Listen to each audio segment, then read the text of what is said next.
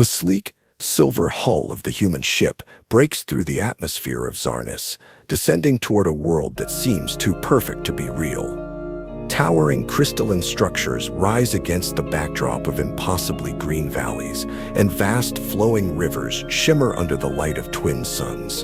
From the windows, Captain Ezra Hawk and his crew stare out in awe, their breath caught by the beauty of a planet that seems untouched by time or war. Zarnis is a place of peace, a place where intellect reigns supreme. The Vastar, an enigmatic species known for their philosophical pursuits, have built a society that values knowledge above all else. The very air seems to hum with an energy of discovery. This is a planet without the weight of military conflicts, where technology is shaped by thought and reason, not violence. It's a world that, to the humans, feels both alien and alluring. As the ship touches down on the smooth landing platform, Captain Hawk steps out, his boots making no sound against the ground. A delegation of Vastar stands awaiting them, tall, regal, with smooth skin that glows softly in the alien sunlight. Their faces are serene, their minds undoubtedly focused on the intellectual pursuits that have defined their entire civilization. To the humans, the Vastar's calm presence is unsettling, like meeting a species that has learned everything the universe has to offer and found peace in the knowledge.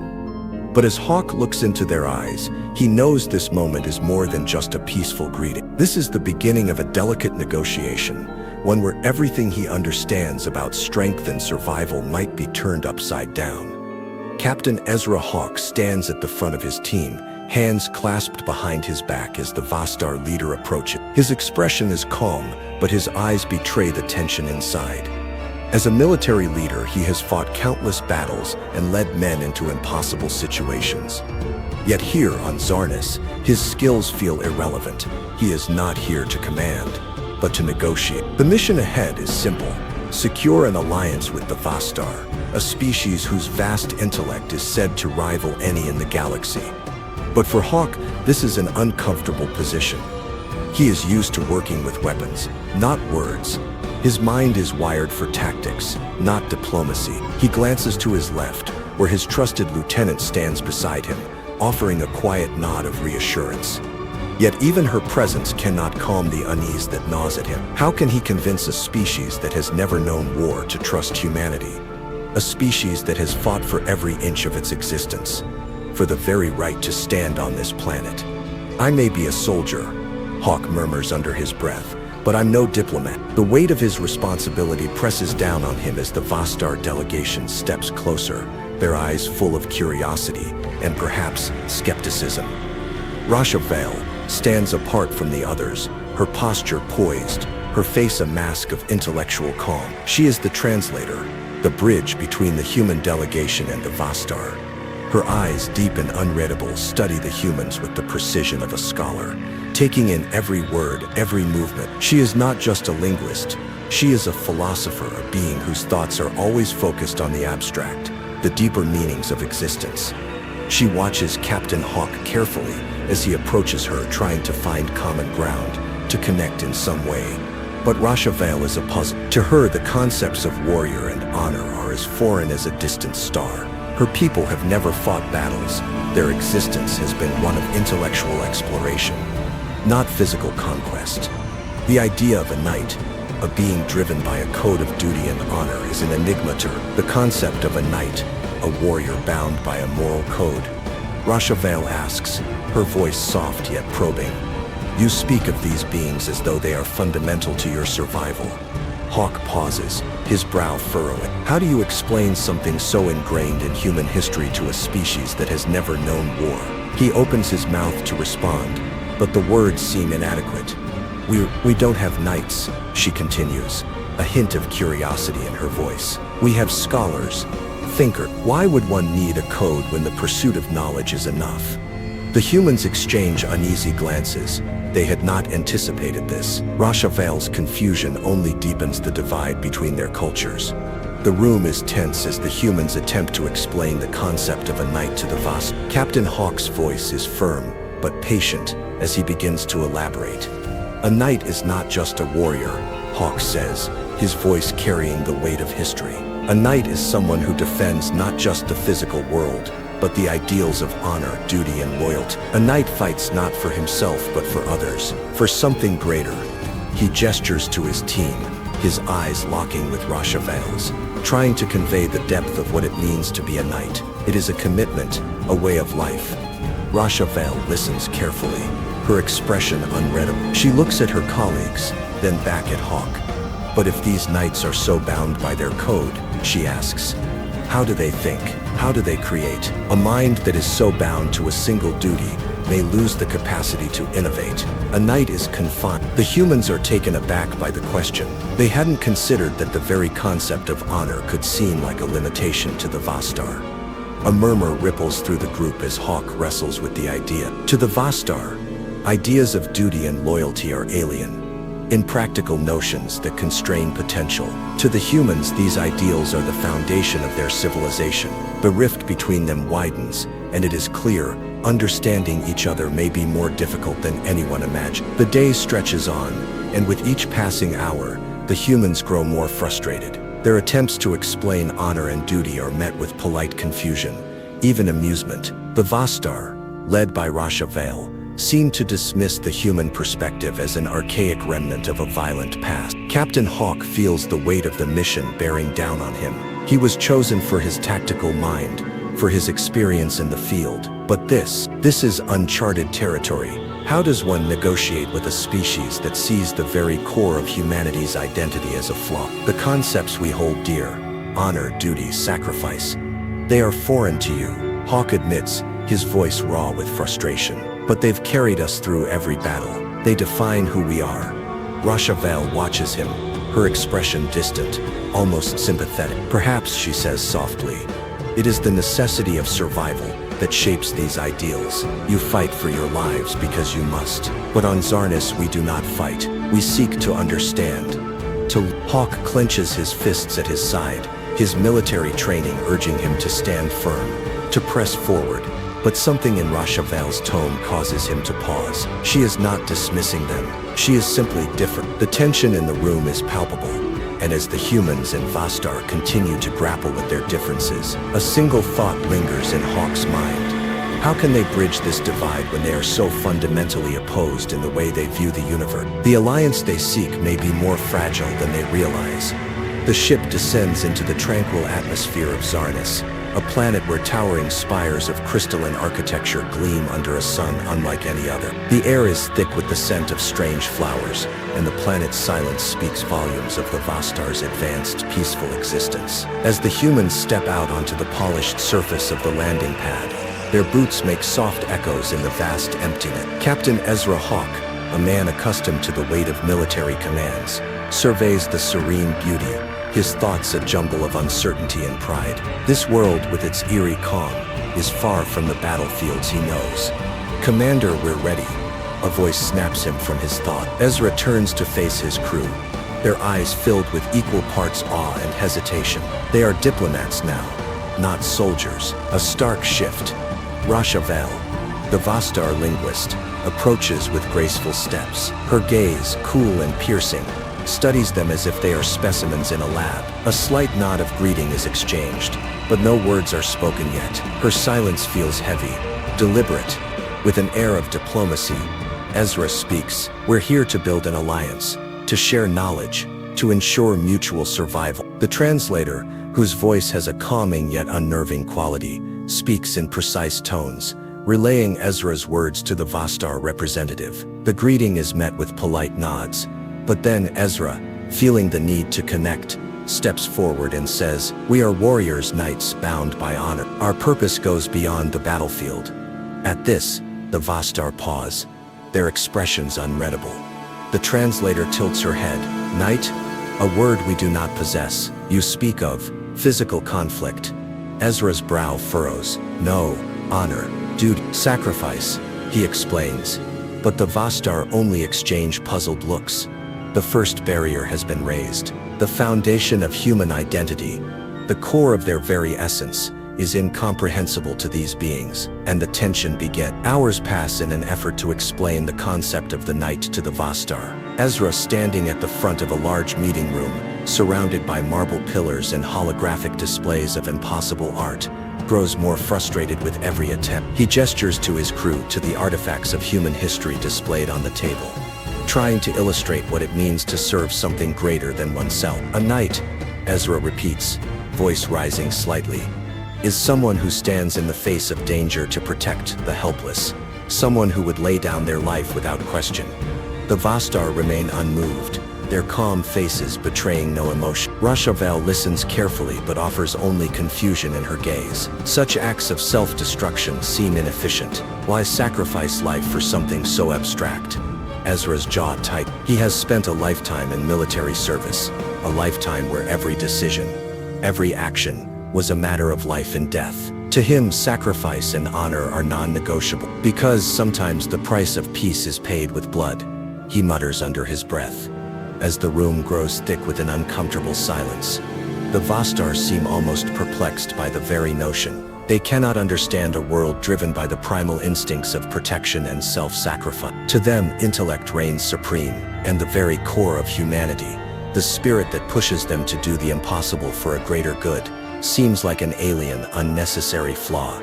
Ezra stares at the blank, emotionless faces of the Vostar, the weight of the cultural divide pressing down on him. This isn't just a misunderstanding.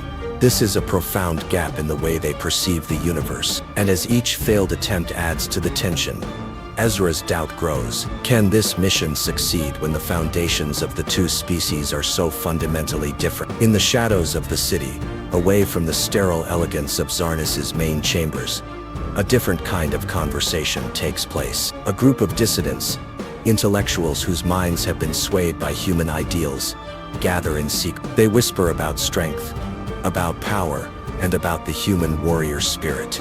These knights, they embody something that we've lost, one of them says, his voice low with urgency. They place honor above all else. We, the Vostar, have forgotten how to fight for what we believe in. We must preserve our society's purity. Another figure leans forward, eyes burning with quiet intensity. But what if we need them? What if their violence is the answer to the growing threats we've ignored? They debate furiously, knowing full well that their rebellion is not just a fight for a new ideology, but a challenge to the very foundation of Vostar society. The rogue faction grows bolder, and their words take root in the minds of those who still question the direction their people are headed. The Vostar are proud of their intellectualism, but for the first time in their history, they face a question they cannot answer with logic alone. Could the human way of strength and honor be necessary to secure their survival? The rogue faction's influence spreads like wildfire. The Vostar, unable to simply dismiss the humans' influence any longer, decide that the only way to test the humans' claim is through trial. It is not enough to speak of honor, they must prove it in physical form. Ezra stands at the edge of an arena, a sprawling structure carved into the side of a mountain. It is ancient, a relic of a time long forgotten by the Vostar. But to the humans it is an unmistakable sign of the trials that await. Towering holographic statues of past warriors line the edges, watching with silent judgment. You must prove your worth. Rashavel's voice comes through the translator, cool and unwavering. Endurance, strength and integrity. Pass and your words will have meaning here. The first trial is a grueling obstacle course, the terrain designed to test their physical limits. The humans, led by Ezra, take their positions, sweat already beading on their brows. The vast array of alien technology hums around them, calculating every move. Ezra grips his weapon, his old instincts kicking in. This isn't just about honor anymore, it's about survival. His crew follows his lead, pushing their bodies to the limit, but it is more than physical. The trials are designed to break them emotionally as well. Each step forward is a test of their resolve, their ability to endure. As Ezra leads them through the course, there is a moment of doubt in his heart. Can they prove something so alien to a species that doesn't value the very ideals that fuel them? And yet, with each victory, the humans move closer to showing the Vostar that their ideals are not weaknesses. They are the very essence of humanity's strength. The trials come to an end, but the tension has only just begun. Within the Vostar ranks, the rogue faction has begun to gain influence. Some members question their leaders, seeing in the humans' raw strength a new path for their people. But others, more entrenched in their intellectual traditions, view the human presence as a threat. On the human side, Captain Ezra Hawk is torn. He sees the possibility of an alliance, but at what cost? If he pushes too hard for their ideals to be accepted, will he push the Vostar further into a path of violence they've never known? His team, too, begins to splinter as individuals debate whether to compromise their principles to win the trust of the Vostar, or whether to hold their ground. The lines between diplomacy and betrayal blur, and with each passing moment, both humans and Vostar are forced to confront not just their external enemies, but the enemies within their own heart. The dimly lit chamber hummed with an eerie quiet as Captain Ezra Hawk faced the Vostar's greatest minds. The room was circular, walls etched with flowing patterns of strange symbols, an alien language Ezra couldn't begin to understand. On the opposite side, the Vostar sat in their iconic stoic silence, their elongated forms poised with an intelligence that seemed to pierce the very air. Human, the lead Vostar, Rashaval, spoke, her voice calm but laced with unspoken challenge. You are here to prove that your species can hold value beyond emotion, beyond raw strength. We shall begin with the trial of reasoning.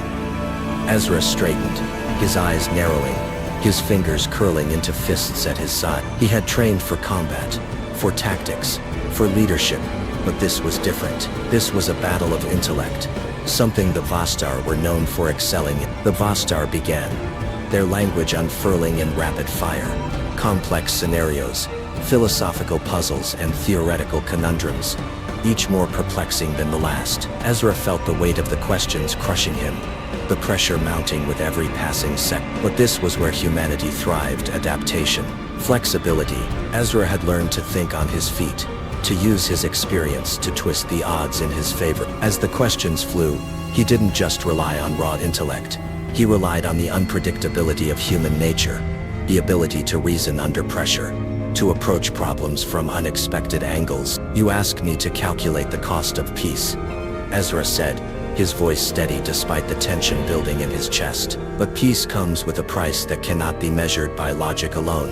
There are emotions, connections, risk. Rashaval tilted her head, intrigued, but her expression remained unreadable. She responded with another puzzle, one that required more than just reason. Ezra could see it now. This wasn't about answering questions. It was about proving that humans could think, feel, and adapt in ways the Vostar couldn't yet understand. Finally, after what felt like an eternity, Ezra made his move. The answer he offered wasn't perfect, wasn't flawless, but it was human, and in that moment it was Rashaval's gaze softened slightly, the first crack in her stoic demeanor. You have earned our respect, Captain Hawk. But the trials are far from over. The vast emptiness of Zarnas's moon loomed above them, a barren, frozen wasteland with no signs of life, except for the predatory creatures hidden in the cracks of the planet's icy surface.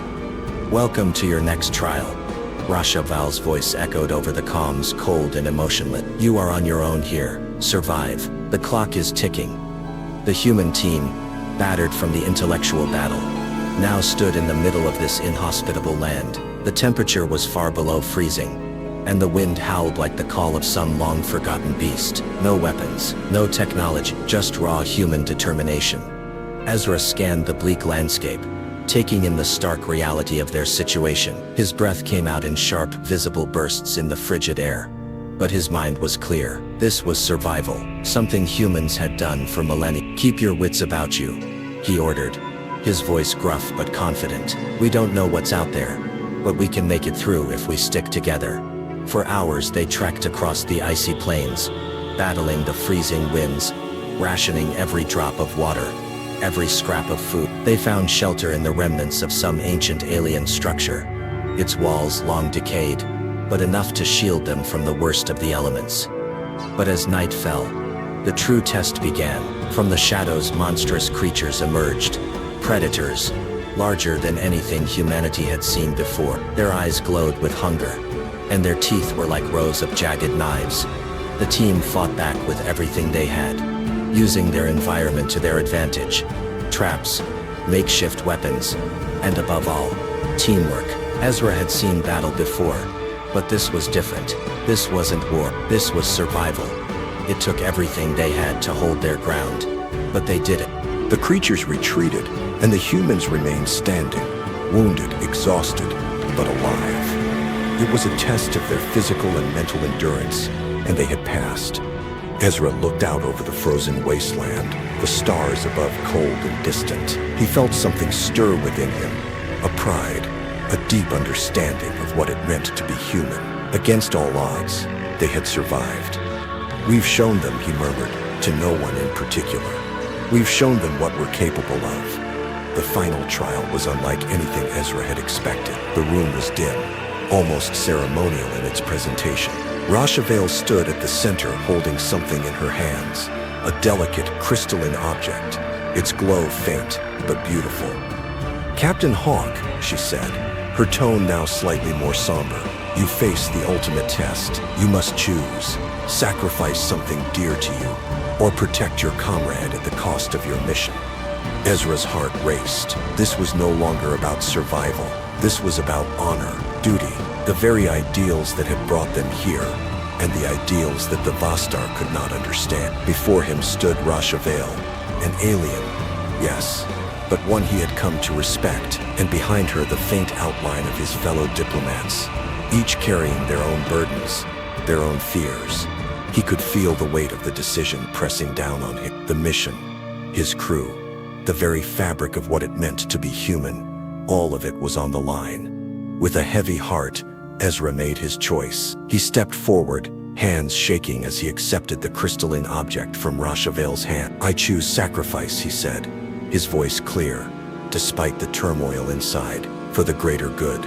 The Vostar were silent, their unreadable eyes fixed on him. He had chosen the path of selflessness, something they would never fully grasp. But in that moment, Ezra realized humanity's greatest strength wasn't in intellect or survival. It was in their ability to sacrifice, to give everything for a cause, for each other. And that, above all else, was what the Vostar needed to understand. The trials had tested them all in ways they could never have anticipated. But as the final test ended, cracks began to form between the humans and the Vostar. The emotional strain of the trials had reached its peak.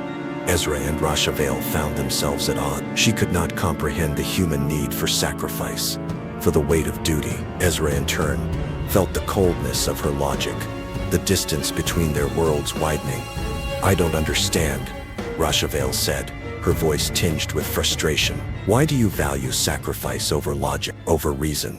"We value what makes us human," Ezra replied, his voice tight with exhaustion. Sometimes logic can't explain everything. The tension between them was palpable, and the other humans too began to feel the strain. The Vostar's unyielding intellectualism, so alien and cold, felt like a barrier they couldn't cross, and the humans' emotional responses, raw and unfiltered, seemed like a weakness to the Vostar. In this moment, both sides realized something crucial. Trust had been broken, alliances were shifting, and the fragile thread holding their mission together was beginning to fray. As the trials drew to a close, Ezra and Rashavel stood at a precipice. The divide between their species seemed insurmountable, but through the trials, something had begun to shift. Rashavel had seen the humans' capacity for resilience, for adaptability, and Ezra had come to understand that the Vostar's strength lay not just in intellect, but in the rigor and discipline of their thinking. Their society, though different, was driven by a profound sense of purpose, just like humanity. "Perhaps," Rashavel said, her voice quieter now, "there is strength in what you call sacrifice." Ezra nodded slowly, "And perhaps your way of thinking holds a wisdom we haven't fully understood." In that moment, the seeds of mutual respect were sown. Both had changed, both had learned. The mission wasn't over, and the cultural divide remained, but they had taken the first steps toward understanding. And for the first time it felt like the future was within reach. The sky above the human settlement on Zarnis glows with an eerie orange hue as the first signs of an incoming threat appear. A hum of tension ripples through the settlement, unnoticed at first, until the ground shakes beneath their feet. From the dense forests to the north, a cloud of smoke rises, heralding the approach of a rogue faction of the Vostar. The usually peaceful aliens, with their unwavering belief in intellect over violence, have turned to aggression. Captain Ezra Hawk, standing in the middle of the settlement's central square, feels a sharp stab of dread. The air is thick with uncertainty. This isn't supposed to happen. Not on a world that was meant to symbolize unity, but here it is. The unimaginable, a rogue faction of the Vostar, launching a surprise attack. "Captain, they're coming. They've crossed the river and they're moving fast," reports Lieutenant Rashavel, her voice calm but her eyes betraying the unease gnawing at her. Ezra nods, his military instincts kicking into overdrive. "Sound the alarms. Get the civilians to shelter. We'll hold them here." The sight of the Vostar's war machines, sleek, metallic and utterly alien, spreads fear through the settlement. But it's not the technology that shakes Ezra the most, it's the betrayal. These were the same people who had welcomed them to Zarnis, believing in diplomacy. The stakes have changed. "Are we really fighting our own kind?" Rashavel asks, disbelief in her voice. "We're not fighting the Vostar," Ezra responds, his voice hardened. "We're fighting the ones who've forgotten what it means to protect what's worth fighting for."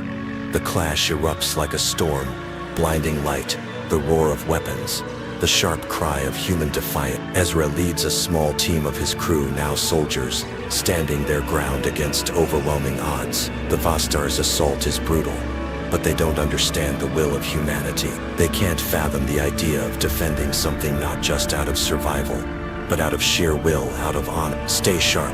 They're coming in waves," Ezra shouts, his voice cutting through the chaos. As the Vostar soldiers descend upon them with calculated efficiency, the humans' response is something the Vostar didn't predict. Raw, unrelenting courage. Rashavel fights beside Ezra, her movements fluid, but her emotions betray her. This isn't what she signed up for. The Vostar are pacifists. They value knowledge, not combat. To them, this fight should be beneath them. But humanity doesn't work that way. Ezra's crew fights with a passion that surprises even him. Each of them is willing to lay down their life, not just to survive, but to protect others. A blast knocks Rashavel to the ground. Ezra grabs her arm, pulling her to safety behind a crumbling stone wall. "You're not getting rid of me that easily," she says, brushing the dirt off her uniform, her eyes fierce. "You keep saying that," Ezra grins, though his heart pounds in his chest. "And I keep wishing you would." The rogue leader stands at the head of his troops, eyes narrowed as he faces Ezra. "Why do you fight?" The question is thick with disdain. "Why risk your lives for others, for people who are not your own? You could leave this place. You could flee with your tails between your legs. Why fight for them?" Ezra steps forward, feeling the weight of the question pressing down on him. His eyes meet the leader's cold stare. The air is still, heavy with the sense that the answer he gives now could change everything. "We fight because it's the right thing to do," Ezra says, his voice calm but filled with conviction. "We don't leave people behind. We don't turn our backs when others are in need. That's what makes us human." The rogue leader sneers, clearly struggling to understand. "That's illogical." Ezra steps closer, his breath coming in sharp, measured bursts. "Maybe so, but it's what makes us human. You can't measure it. You can't calculate it, but it's there. It's who we are." A tense silence hangs in the air before the rogue leader speaks again, his voice quieter this time. "Then you are truly mad." The battle rages on. Humans, outgunned and outnumbered, refuse to back down. Their makeshift defenses crumble under the weight of Vostar firepower, but they keep fighting. Ezra watches as one of his team members, Corporal Daniels, rushes forward to plant explosives on an enemy machine, his face determined. "I'm not letting them take this place," Daniels shouts even as the enemy fire slams into the ground around him. He makes the ultimate sacrifice, detonating the explosives and taking out a Vostar war machine, clearing a path for his comrades. Ezra feels a lump in his throat as he watches, but there's no time for grief. Not yet. They must keep fighting. The tide begins to shift as the Vostar, witnessing the humans' relentless courage, begin to falter. The battle becomes more than a fight for survival.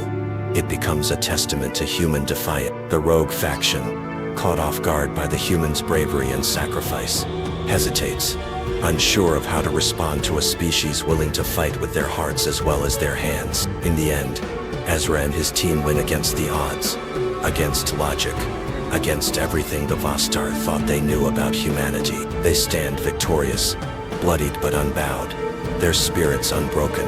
The dust settles over the battlefield. The rogue Vostar faction is defeated, their leader taken captive. Ezra stands tall, breathing heavily but resolute. The remaining Vostar, watching from the sidelines, are silent, their minds racing.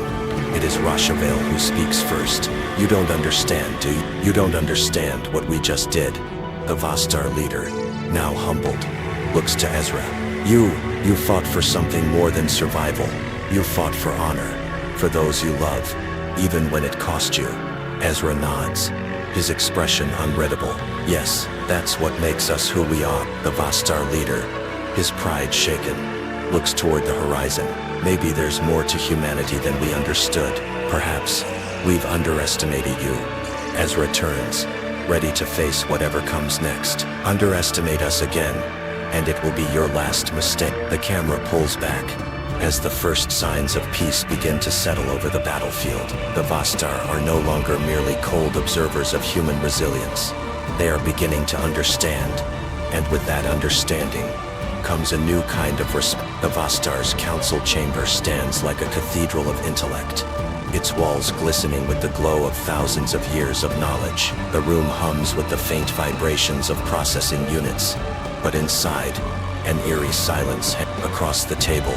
The leadership of the Vostar is lost in thought, their expressions unreadable, yet behind their stoic facades, a transformation is taking place, one sparked by something humanity has shown them. Va, the eldest and wisest among them, leans forward, his elongated fingers tracing the holographic map of the galaxy. The data streams flicker, images of battles, diplomacy, and the humans' courage flashing in and out. Their ways, they are so different from ours. There is no strategy in their fight, no calculation, no cold efficiency. His voice is barely above a whisper, but there's an awe in it, a quiet realization.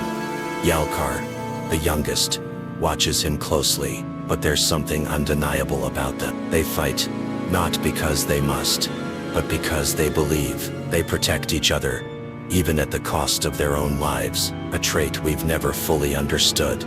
The council falls silent again. The term they had dismissed, human knighthood, now carries a weight they hadn't anticipated. They had witnessed human soldiers charge into battle, not for conquest, but for duty, driven by an invisible force.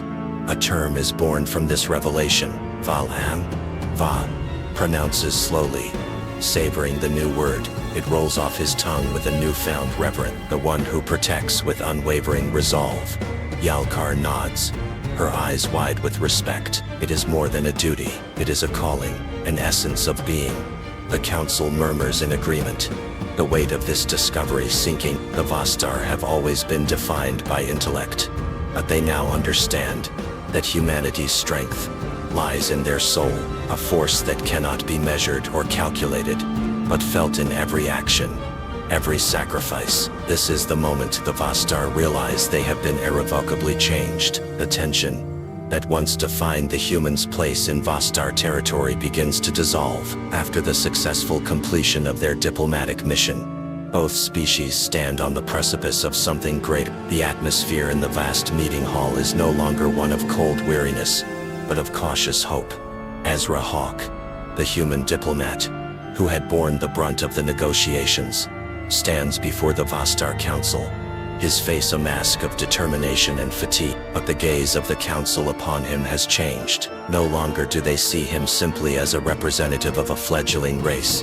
They now see him as a symbol of something much larger: human tenacity. Your people's resilience has forced us to reconsider our own perceptions. Yalkar begins, her voice sincere. At first, we believed you were nothing more than a species of emotion-driven chaos, but your honor, your courage, it is something we cannot ignore. Ezra feels the weight of the moment. This wasn't just about politics anymore. It was about humanity's place in the cosmos.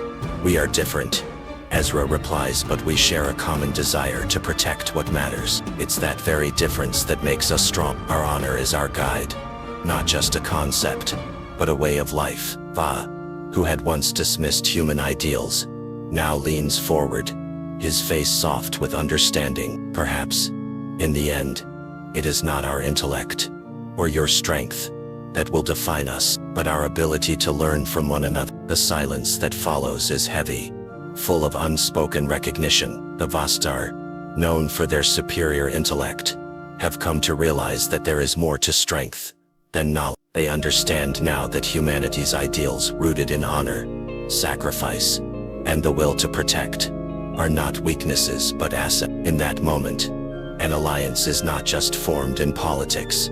It is forged in shared ideals, built on mutual respect, and the recognition that together, they could create a future neither could achieve alone. Ezra stands at the center of the council chamber, his mind a whirlwind of exhaustion and triumph. He had navigated through the labyrinth of alien politics, and now at long last, the Vostar leadership looks at him with respect, not for his diplomatic skills or quick thinking, but for his unwavering commitment to something far deeper. You have earned something more than a treaty, Ezra Hawk, Yalkar says, her tone full of quiet admiration.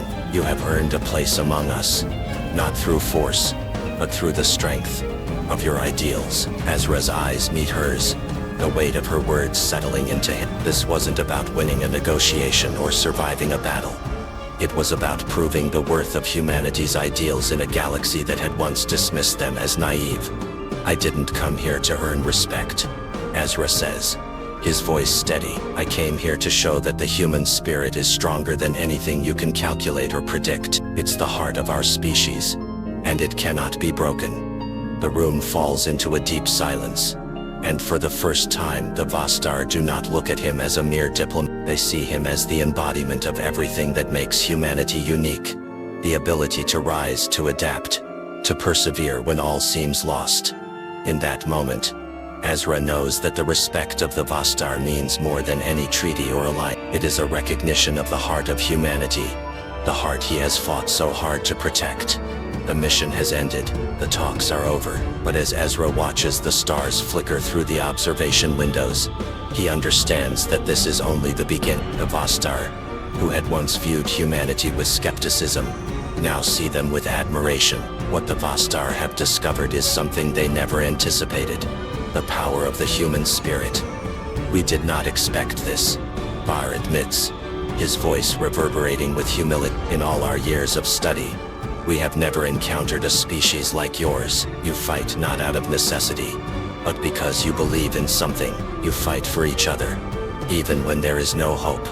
Ezra glances at Rasavalil, his closest ally, her gaze steady as she watches him. This is the legacy we leave behind, Ezra says softly, his voice full of pride. It's not just about surviving the galaxy, it's about shaping it by protecting the things that matter most. The Vostar, once a species that had seen themselves as the pinnacle of evolution, now recognize humanity's greatest strength: their capacity to fight for what is right, no matter the odds.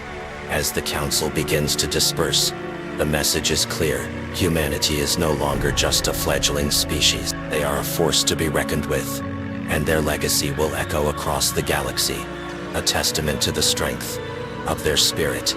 The future is uncertain, but one thing is for sure: the galaxy will never be the same. Ezra steps onto the familiar soil of Earth, a place that once felt so simple, so predictable. Now, after his trials among the Vostar, the world before him feels like an old photograph, clear but distant. His mind is still reeling from the experiences, the lessons learned in the far reaches of space. He stands in the middle of a bustling city, surrounded by the hum of life. Yet the streets feel empty. The voices of humanity now echo differently in his ear. He knows now humanity's greatest strength is not its technology, its cities, or its dominance. It's the spirit that defines every individual. Ezra can see it now in the tired eyes of workers, the love between families, the courage of those who risk their lives to protect others. Humanity's legacy is not just about survival or power. It's about the values that run deeper: honor, sacrifice, courage, that have at long last been recognized by an alien species. The Vostar, a race of immense intelligence, have witnessed these values in action, and to them, humanity has become more than just another species. We are potential. The feeling overwhelms him, a quiet pride mixed with something else, something beyond words. His mission was never just to survive, but to show the galaxy that these human ideals too have a place in the stars. His heart swells with emotion, not just for Earth, but for what humanity can become. As his gaze lifts to the endless sky, He knows that humanity's journey has just begun. Ezra walks through the streets of his home city, but his thoughts are far beyond Earth. They linger on the Vostar, their acceptance of human values, their commitment to stand by humanity as equals. The possibilities are endless now. A future awaits where the ideals that once bound humanity together could become a beacon across the galaxy. He had never thought of himself as a knight before, an earthbound concept, something belonging to ancient history, but now he understands. Knighthood isn't just about swords and shields. It's about sacrifice, duty and honor. The Vostar see it, and they've invited humanity to share in that vision. It's a vision of unity, of a galaxy where courage, selflessness, and honor are not merely human qualities but universal principles. He feels the weight of it, the enormity of the promise. It's not just about what humanity can gain, but about what it can give. The recognition from the Vostar means something deeper, a new hope that spreads like wildfire, kindling the flames of possibility across every corner of the cosmos. For the first time, Ezra isn't just looking at Earth, he's looking at the stars, at the future. The future is filled with endless possibilities. Ezra stands before a gathering of world leaders, their eyes fixed on him, awaiting his word. There's something different now in their expressions. Respect, not just for his accomplishments, but for humanity's place in the greater tapestry of the galaxy. As the alliance between humanity and the Vostar grows, so does the excitement for what's to come. Exploration, diplomacy and cooperation are just the beginning. Ezra knows that this is more than just a diplomatic victory. It's the birth of a new era, one where humanity's ideals will echo across the stars, shaping alliances, resolving conflicts, and guiding the moral compass of future civilizations. The vision of knighthood, once confined to the pages of Earth's history, will now extend beyond this world. Humanity's story, their spirit, will continue to ripple through the galaxy, leaving a lasting imprint on everything it touches. The road ahead is uncertain, filled with challenges, but for the first time, humanity stands shoulder to shoulder with the stars.